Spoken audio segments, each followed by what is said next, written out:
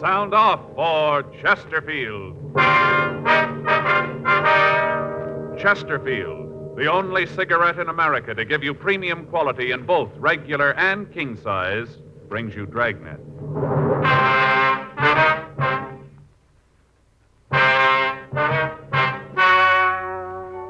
Ladies and gentlemen, the story you are about to hear is true. The names have been changed to protect the innocent.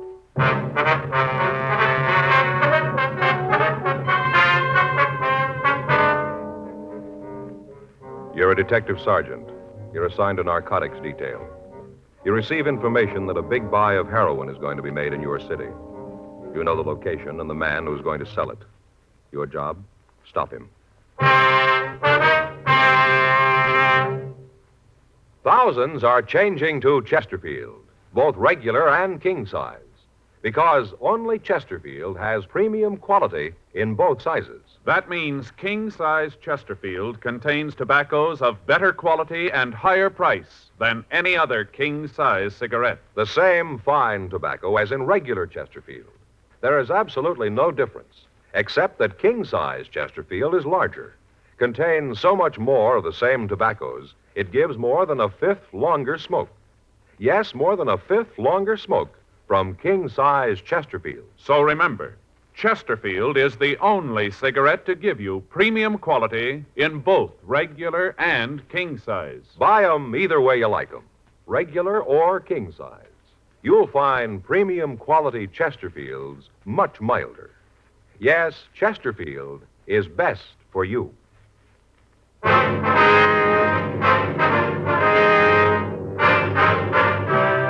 Dragnet, the documented drama of an actual crime. For the next 30 minutes, in cooperation with the Los Angeles Police Department, you will travel step by step on the side of the law through an actual case transcribed from official police files. From beginning to end, from crime to punishment, Dragnet is the story of your police force in action.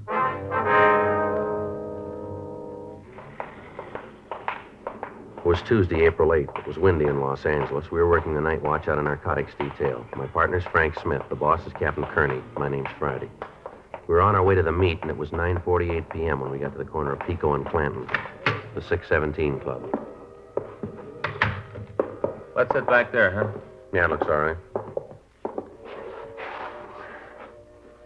What time you got, Joe? 9:49, why? Well, this watch is giving me trouble. Yeah? I guess it's getting old. You had it cleaned lately? Maybe that's what it needs. Yeah, a couple of years ago. Ran real good right after that. Just been lately, like I said. I think maybe you ought to have it cleaned again. I was reading where they should be cleaned at least once a year. Did you know that? No, this is getting old, Joe. Had it for almost 23 years. Got it when I graduated from high school. Sure looks like it's still good, doesn't it? Yeah. Yes, sir? Coffee for me, Frank. Yeah, please. 2 coffees right away. I didn't see him when we came in, did you? No, we're early. Meet's not supposed to be until 10:30. What's that? I don't know. Drink your coffee. Knock it off. Well, first thing you know, you're going to have everybody in the place looking at us. I don't care. Let him look.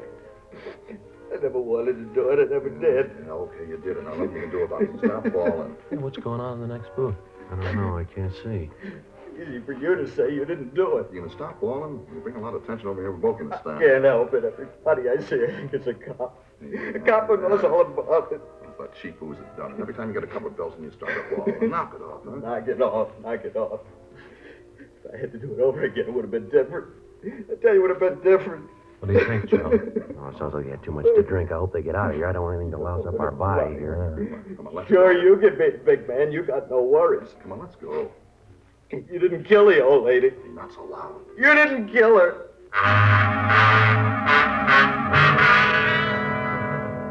Because of the high booth walls, we were unable to tell who was doing the talking. As soon as the men got up to leave the place, Frank and I followed them.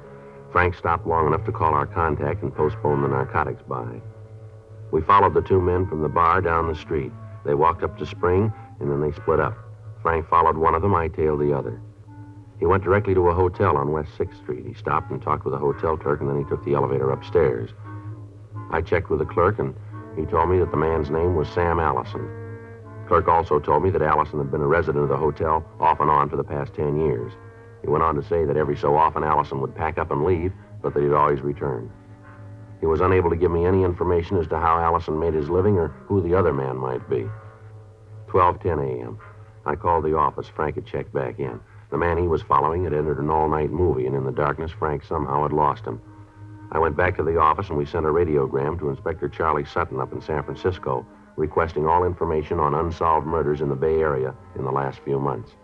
We ran the name Sam Allison through R&I, but we got no make on anyone answering his description.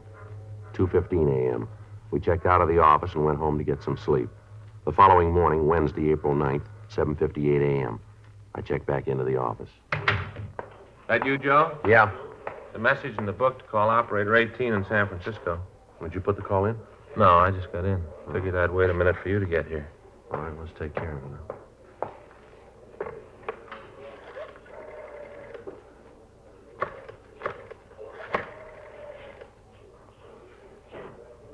Now, Operator 18, San Francisco, please. Joe Friday, Los Angeles Police Department, Michigan, 5211. Yeah, that's right.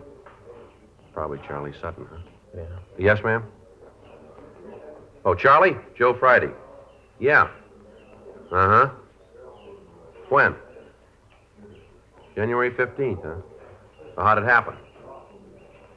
Uh-huh. Yeah. Can you talk a little louder, Charlie? Any description? Yeah, I see. Mm-hmm. Where? You sent it right down to us, huh? Okay, fine. Yeah. Okay, Charlie. No, we don't know. No. Yeah, thanks again. Right, bye. Anything? Yeah, out at Land's End up in San Francisco, a woman was beaten to death.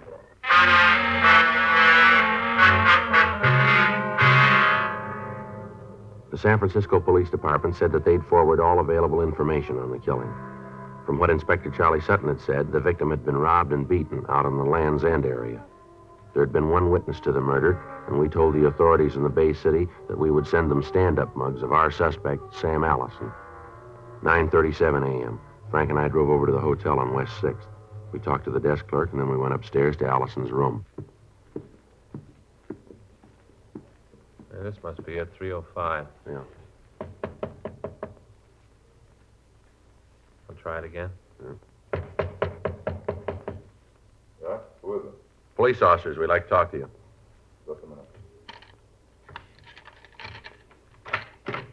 Yeah? You Sam Allison? Yeah, that's right. What's the bit? I'd like to talk to you. What about? Might be better if we talked inside. All right, come on in.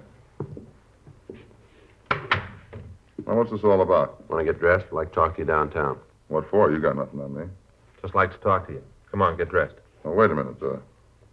Look, you tell me what it's all about first, huh? You been up in San Francisco lately? Why? Have you? Yeah, so what? When? I don't know. First of the year, I guess. Around there. You narrow that down a little? First part of January, I guess. Where were you last night? Around. Where around? Met a friend, had a couple of drinks, and came home just around. Who's the friend? Hey, look, I'm not going to answer any more of your questions till I know what this is all about. Where are your clothes? In the closet. I'll get them. We're getting real big, aren't we? You tell us what you want, I'll get them. Give me that pinstripe.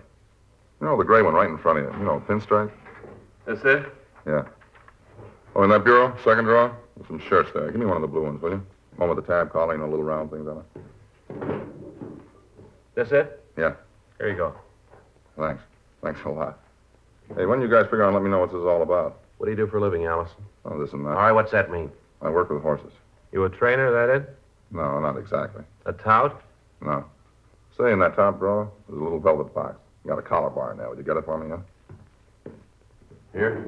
Yeah, This the box? that's right. The gold one. Yeah. Know what you want? Yeah, thanks. Yeah, I got my shoes. Wait a minute. Which ones do you want? The black ones. It's the only pair. Who were you drinking with last night, Allison? Oh, like I told you, a friend. What's his name? Look, I told you I wasn't going to say anything like find out what this is all about. All right, Allison, I'm going to lay this out for you. We were in a bar last night, place down in Clanton. You there? Clem? Oh, you mean the 617 Club? That's right. Yeah, I was there. So what? We were in the booth next to you. Heard you talk about killing a woman in San Francisco. You're wrong about that. Yeah, sure we are. Let's go downtown. No, I mean it. I don't know what you're talking about. Oh, sure, I was in the bar last night, but I don't know anything about killing an old broad up north. Who said she was old? Well, you just did. No, he didn't. Said a woman had been killed. He didn't say anything about her age. Well, from the way you said it, I figured she was old. No, that won't work, Allison. Look, you got no reason to think that I did that. No, you got no reason to think that. You admit you were up north about the time it happened. You were in a bar last night talking about it. Now, you seem to know quite a bit about the whole thing for somebody who wasn't involved. Well, maybe I just heard about it, you know. Where'd you hear about it? Well, around. Well, I don't know where, but... Well, I heard about it. Maybe that's what happened. But you guys know it wasn't me. You know that, don't you? Who were you with last night? He the one that did it? Is that it? I don't know. I don't know if he did it or not. I don't know anything about it. All I know is I wasn't mixed up in it. I didn't have anything to do with it. Who's Jack Kenton? Kenton? I don't know any Kenton. Well, he knows you according to this postcard in your drawer over here. Is that right? Yeah, that's right. Sam, I'll be in town Monday night. Meet you at your hotel. It's signed Jack. There's a return address here, San Diego. Now, who is he? Oh, yeah, Kenton. I forgot for a minute. Well, maybe you forgot that he was with you in that bar last night, too, huh? Well, what happens to me if I do remember? You gonna find out? I don't think so. Was he the man you were with last night? I don't want him to find out. I got big trouble if he does. Is that right? Yeah, he's the guy, but don't tell him I said so, will you? You won't tell him, huh? No, Jack would come after me if he knew. He's really off his rocker. He is, huh? Yeah, and he'd kill me if he knew. You guys are gonna have trouble taking him, you know that, huh? We are, huh? Yeah, he's fallen a couple of times before, done big time up at Q. Told me 100 times before, at least 100 times. Yeah, what's that? He killed the first cop that came after him.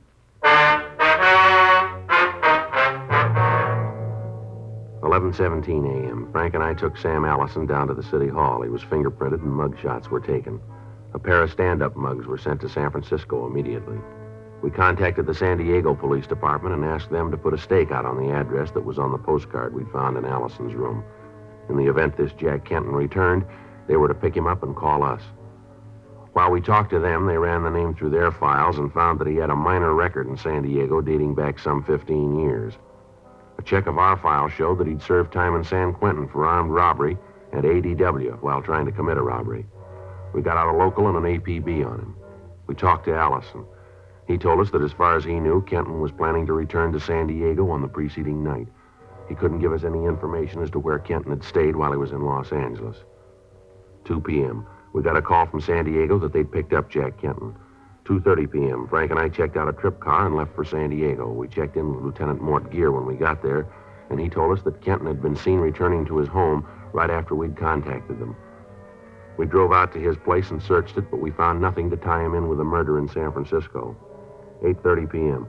We left San Diego and returned to Los Angeles. On the return trip, Kenton was sullen and refused to answer any questions. We took him to the city hall. 1:15 a.m. Oh, lousy deal. You guys are trying to tie a bum rap on me, and you know it. Do we?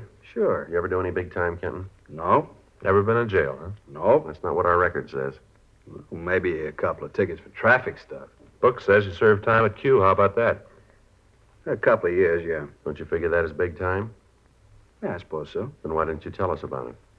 Forgot. You been in San Francisco lately? Nope. You sure? I'm sure. We got a rumble that you were up there around the first of the year. That right? Yeah. Well, you tell your pigeon that he's not even a fruitcake if he says I was up in Frisco. A couple other people who say you're up there, too. Yeah, who? A couple of people. Well, they're off there not too if they say that. The officers say so, too. How do they figure that? They got an ident on your picture. I was never picked up in Frisco. They got no picture of me. We got a few. So I done time out L.A. Yeah, you did. When we get a mug, we ship a copy up north. They do the same. That right? That's right. So maybe I'll be big about all this. Admit I was in Frisco around the first of the year. What's that prove? What'd you do while you were up there? Moved around. Went up for vacation. What do you do for a living? A little of everything. What's that include? Like I said, a little of everything. What'd you tell the parole board? I tell them I'm a contractor. What do you build? Whatever needs building. I'm versatile. You're pretty smart, too, aren't you? Look, I know my rights. I know that you know that I'm an ex-con. You know it as well as I do. But there ain't no PV tab on my card. I don't go around the corner without telling the board. You got nothing on me for that. They know you went to San Francisco? Yeah, like I said, it was for a vacation. Where'd you live up there? Around. Hotel down on Geary. How long were you there? Maybe 3 weeks, month. Got a cigarette? Yeah. Here. Thanks.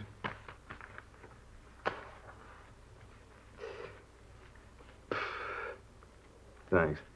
What's this all about, anyway? What's the pitch with was I in Frisco? You remember where you were last night? Yeah, I was up here. I came up to see a friend. Who's a friend? I don't remember. Where'd you see this friend?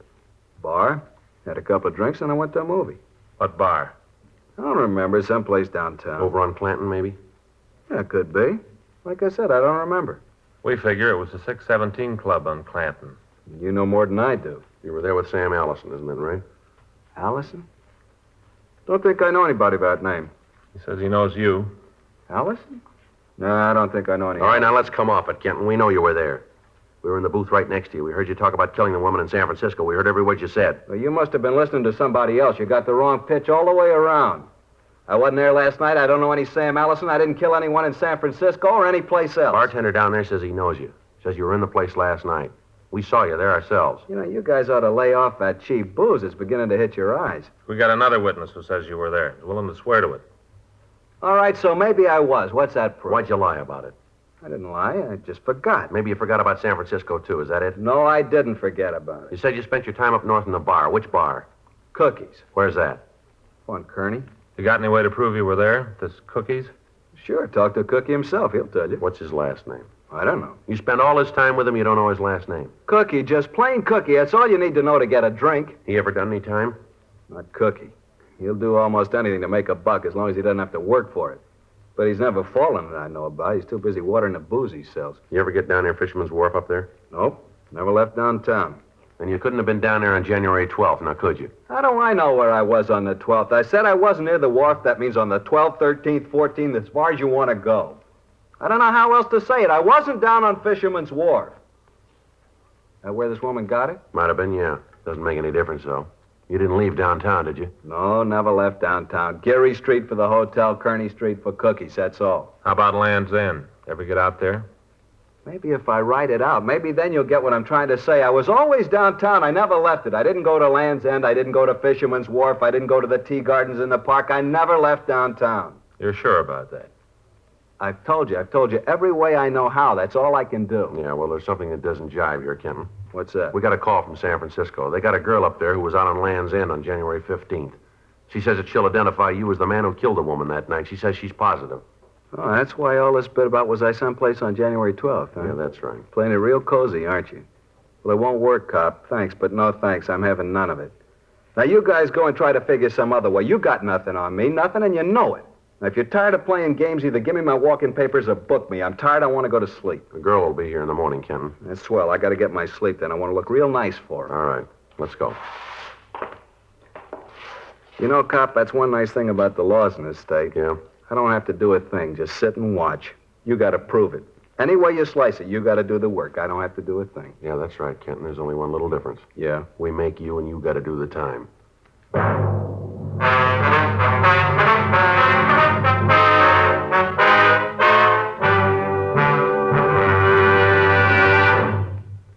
You are listening to Dragnet, the authentic story of your police force in action. Chesterfield is best for you. Premium quality Chesterfield. Yes, only Chesterfield has premium quality in both regular and king size. And only Chesterfield gives you this scientific evidence on the effects of smoking. A medical specialist is making regular bi-monthly examinations of a group of people from various walks of life. 45% of this group, about half of them, have smoked Chesterfield for an average of over 10 years. After 8 months, the medical specialist reports that he observed no adverse effects on the nose, throat, and sinuses of the group from smoking Chesterfield. Those are the facts. I'd say that means real mildness. So buy 'em either way you like 'em, regular or king size. You'll find premium quality Chesterfields much milder. Yes, Chesterfield is best for you.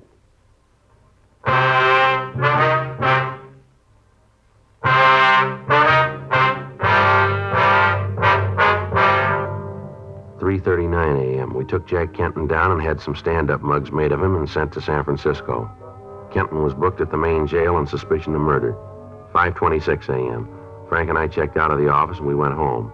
The next day at 1:30 p.m., we met with Captain Lorman of Homicide Division and talked over the developments with him. Together, we worked out a plan that we thought might work in getting Allison to admit to the murder. 4:15 p.m., we had Kenton brought from his cell in the main jail to the interrogation room at the city hall. We talked to him for 2 hours. He'd admit nothing. Where's your witness? About time she got here, isn't it? She'll be here. We should get this thing over with. I'm getting a little sick of playing ring around the rosy with you boys. Maybe you haven't got anything else to do, but I have. That right? What's so important, Kenton? Got a heavy date down San Diego tonight. This is Friday, isn't it? That's right. Real doll. Been trying to date with her for a couple of weeks. Finally made it. You guys think I'll be out of here by 6? Depends on what the witness says. How about a cigarette, huh? Yeah. Here you are. I got a match. Cops find anything in my house? What do you mean? When they went through it. Look, I've been through this before. I know the bit as well as you guys do. Fella falls once, does some time, you cops never leave him alone. You drink much, Kenton? Hmm? You drink much? Yeah, I have a highball once in a while. What's the matter? Something wrong with that? You guys gonna give me a lecture on the evils of alcohol? No, just trying to figure out what kind of a guy you are when you're loaded. Well, I'm a doll. Living doll. Put on lampshades, tell funny stories. Life of the party, that's me. You ever have a crying jag when you've been drinking? Nope. Sure about that? Yeah. The way we got it, as soon as you get a couple of belts in you, you start to bawl. Now, how about that? Whoever told you that's lying? Seems pretty sure about it, this fella.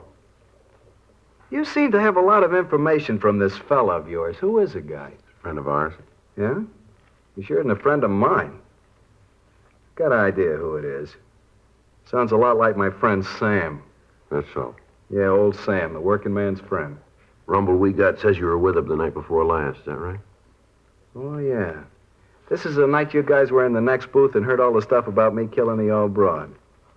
What's this bit about a rumble? You know it and I do. You picked up Sam, he talked his mouth out to save his own skin. You guys are about as coy as a bulldozer. Why don't you come off it? You're not working with an amateur. I've been around for a long time. I know the angles. You guys got nothing on me. You got nothing because I'm clean. Just want to be big men. Got nothing else to do, so you decided to kill a little time by leaning on somebody. I happen to be around, I got a record, so I fit your program real pretty. Well, get off my back. I've had it. Now, either book me on suspicion and I'll sue you for every last dime you got, or let me go. I got a date I want to keep. That's a nice try, Kenton. It won't work. What do you mean? All right, I'll lay out a few things for you. A woman was killed in San Francisco on January 15th. You were in town that day. You got a record for robbery and assault. Woman was robbed and then killed. You got blind one night and you talked all about it. You had a real crying jag and you got worried. You talked about how everybody you saw looked like a cop. They all looked like they knew what you'd done and they were moving to nail you for it. You got a real bad case of the bull horrors. We got a friend of yours who says you could have been the guy. We got an identification from a girl who says you killed that old woman. She's on her way down here now. As soon as she sees you and makes it positive, you had it, mister. Now, that's where you sit. You talk real convincing. Makes it sound like you really got something on me. We have, Kenton, and you know it. Let's check and see if that girl's here. Yeah, I will.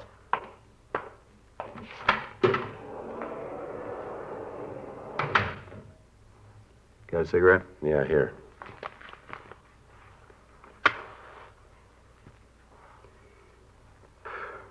Now, what's the matter, Kenton? You figure maybe we aren't giving you a snow job? No, I know where I stand. I'm just getting a little worried that maybe this girl might make a mistake. Could happen, you know. It's happened before. Is that right? Sure, lots of times. You know, somebody watches a thing like this, they aren't sure what they've really seen. Some college back east proved it. Is that so? Had a deal where one of the students pretended he was going to knock off the teacher.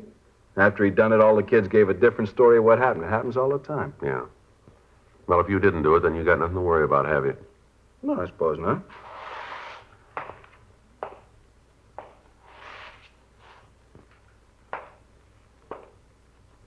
She says she saw the guy, huh? Yeah, that's right. Came all the way down here to look at me, huh? Yeah.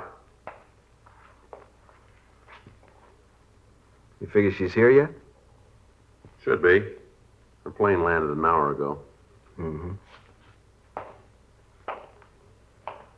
You say she identified my picture? She said I was the guy? I didn't hear if you'd just come in, man.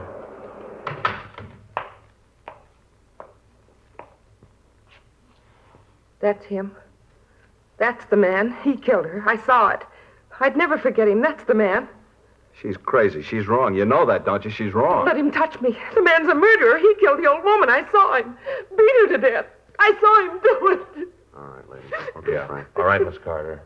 You want to step outside? Oh, yes, please. I want to get away from him. I don't ever want to have to look at him again.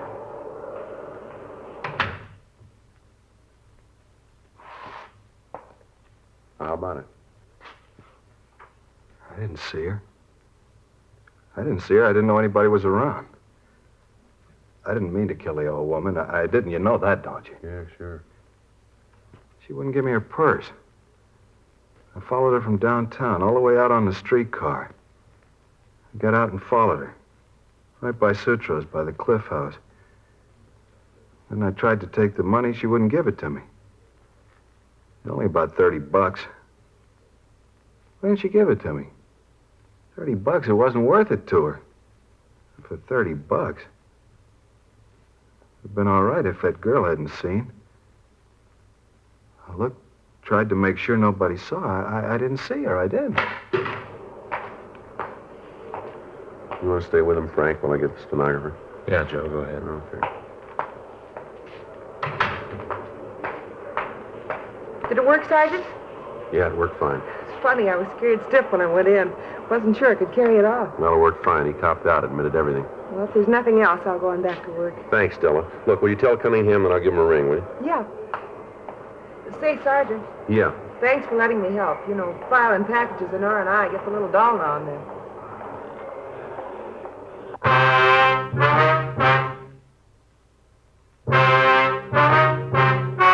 The story you have just heard was true. The names were changed to protect the innocent. On August 17th, trial was held in Department 89, Superior Court of the State of California, in and for the County of Los Angeles. In a moment, the results of that trial. Now, here is our star, Jack Webb. Thank you, George Fenneman. Friends, it's getting a little closer to Christmas, and there's a man right near you, your neighborhood cigarette dealer, who has a lot of fine gift ideas. Of course, he's featuring the gift of the year, the Chesterfield Christmas carton. It's the ideal gift because Chesterfield is the only premium quality cigarette available to you in both regular and king size. Chesterfield is the one I smoke, and it's the one I'm giving for Christmas. Regular or king size. Premium quality Chesterfields are much milder.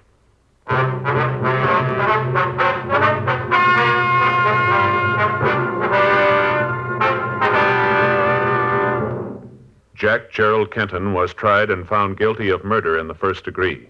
He is now serving a life sentence in the state penitentiary, San Quentin, California.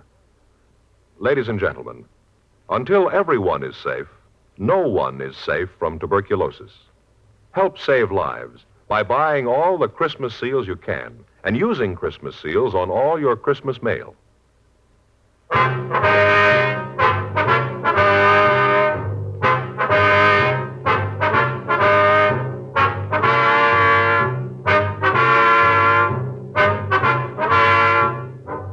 You have just heard Dragnet, a series of authentic cases from official files. Technical advice comes from the Office of Chief of Police W.H. Parker, Los Angeles Police Department. Technical advisors, Captain Jack Donahoe, Sergeant Marty Wynn, Sergeant Vance Brasher. Heard tonight were Ben Alexander, Virginia Gregg, Harry Bartell. Script by John Robinson. Music by Walter Schumann. Hal Gibney speaking.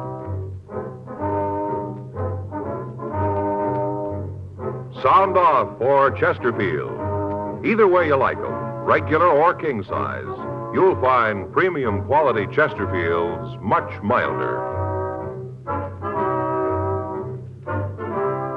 Chesterfield has brought you Dragnet, transcribed from Los Angeles.